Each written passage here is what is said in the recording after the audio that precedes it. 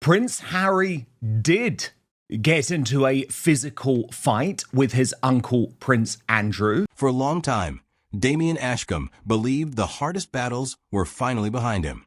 The custody agreement had been signed in a quiet room at Calder House, witnessed by 2 solicitors and a single royal notary. The lawyers had shaken hands. The cameras outside had finally stopped flashing every time his car pulled through the gates. For the first time in almost 2 years, it felt like the storm had passed, and something like peace had settled over his small, fractured family. But peace, as it turned out, was only a pause. 3 days after the ink dried, Damien Ashcombe walked into a private hearing room at Calder House and made an accusation so serious that it would tear the fragile truce apart within hours. He claimed that his estranged wife, Isabel Marchetti, and his uncle, Duke Rowan of Ashcombe, had conspired together, not over money, not over image, but over the future of his 2 children, 7-year-old Ren and 5-year-old Faye. What follows is a dramatized account, pieced together from the fictional record of that extraordinary week. The custody deal had taken 14 months to negotiate. Isabel, a former actress turned lifestyle entrepreneur, had fought hard for primary physical custody, citing the demands of Damien's royal obligations and his frequent travel. Damien, for his part, had insisted on a shared framework, one that kept the children rooted in both worlds, the quiet countryside of Calder House and the sun-washed hills of Isabel's adopted home in the hills above Rosalind Bay. On the morning of the signing, insiders at Calder House described a cautious optimism. Duke Rowan, the children's great-uncle and a senior figure in the family's private trust, had personally brokered several of the final compromises. He had spent weeks shuttling between lawyers, smoothing disputes over school terms, holiday schedules, and the delicate question of which surname would appear on Ren's upcoming school records. It felt like relief, one household aide said, describing the mood that afternoon. Everyone wanted this to be the end of the fighting, not the beginning of something worse. By evening, the agreement was final. Isabel returned to Rosalind Bay with the children. Damien remained at Calder House. For 3 days, nothing happened. No statements. No sightings. No headlines. Then, on the 4th day, everything changed. According to people close to the family, Damien requested an emergency meeting with the Trust's senior legal counsel on a Thursday morning, just after dawn. He arrived without an appointment, without his usual aide, and reportedly without sleep. What he said in that room, according to 2 people who were present, stunned everyone at the table. Damien alleged that in the final weeks before the custody signing, Isabel and Duke Rowan had been in far more frequent contact than anyone realized. Communication, that he claimed, had nothing to do with logistics and everything to do with control. He alleged that a private arrangement had been discussed between them, one that would quietly shift long-term guardianship influence away from him entirely, using a clause buried deep in the family trust's founding charter, a clause few people outside the estate's oldest lawyers even knew still existed. He did not accuse them, at least not that morning, of anything criminal. But the word he used, according to one person in the room, was betrayal. And he used it twice. Word spread through Calder House by midday. By that evening, a statement, brief, carefully worded, and unmistakably tense, was issued on behalf of the family trust, confirming only that a matter concerning the recently finalized custody arrangement is being reviewed internally, and that no further comment would be made while the review is ongoing. It was, by royal adjacent standards, an earthquake disguised as a formality. Sources familiar with the household describe a family thrown into disarray.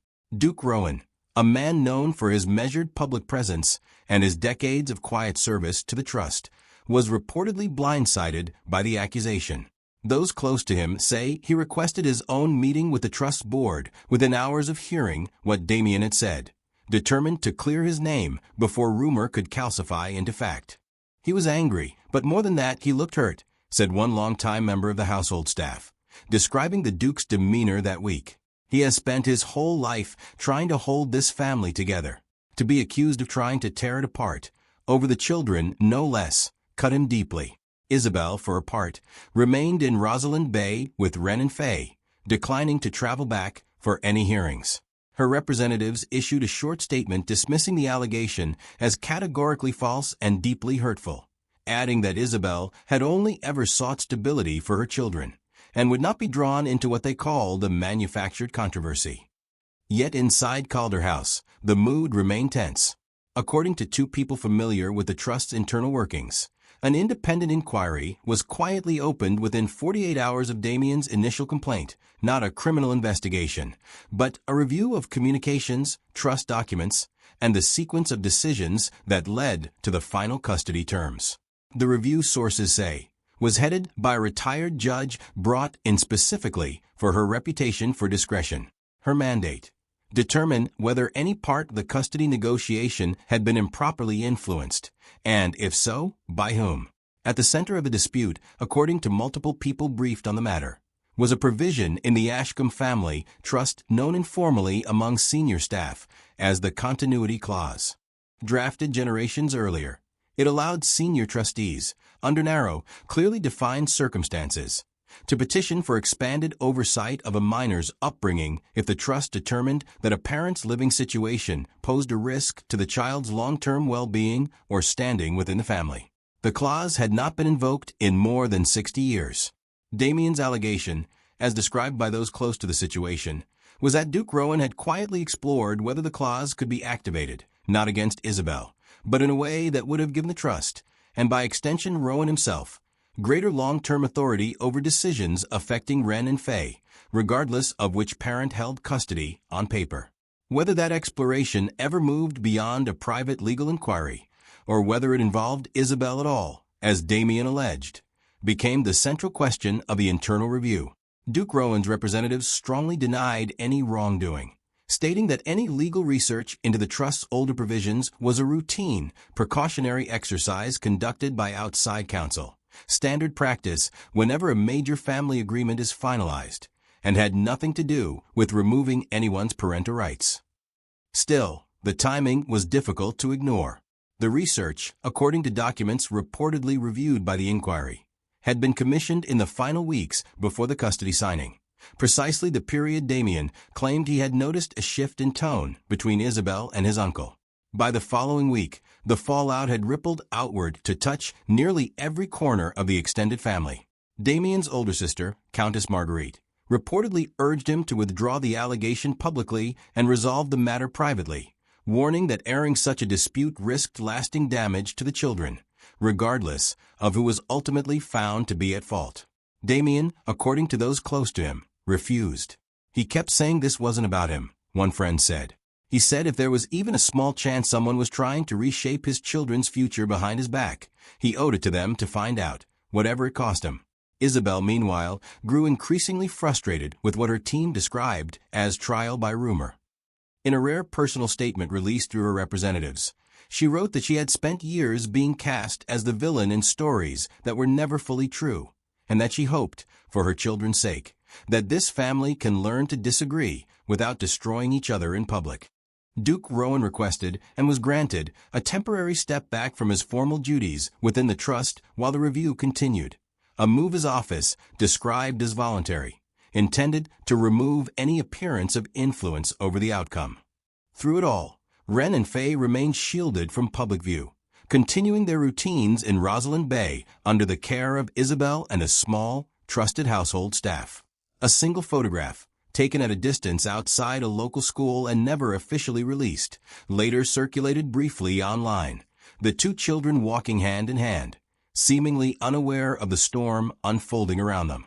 3 weeks after Damien's initial accusation, the independent review reached its conclusion.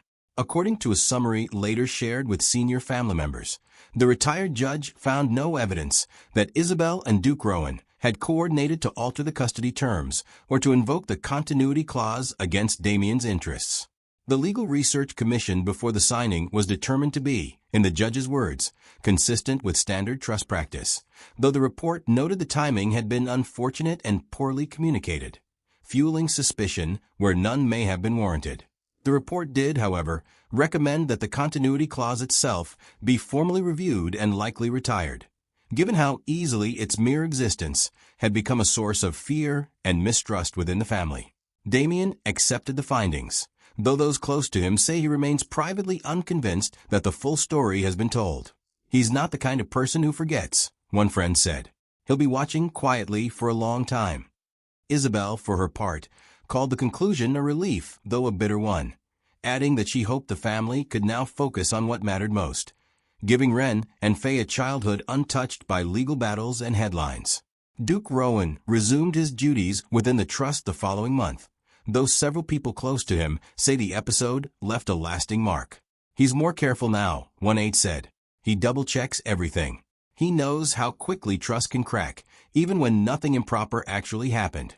As of this writing, the custody arrangement signed at Calder House remains formally in place, unchanged by the review's findings. Damien continues to split his time between his royal obligations and visits to Rosalind Bay, where by most accounts he and Isabel have settled into a wary but functional co-parenting rhythm. Duke Rowan, meanwhile, has largely avoided public commentary on the affair, focusing instead on a quiet, deliberate return to his former role within the family. Whether the wounds from that turbulent month will fully heal remains an open question, one that those closest to the Ashcombe family say may take years, not weeks, to answer. For now, at Calder House and in the hills above Rosalind Bay, the storm is past. But as one longtime household aide put it, in this family, the calm never lasts as long as anyone hopes. There's always another chapter waiting.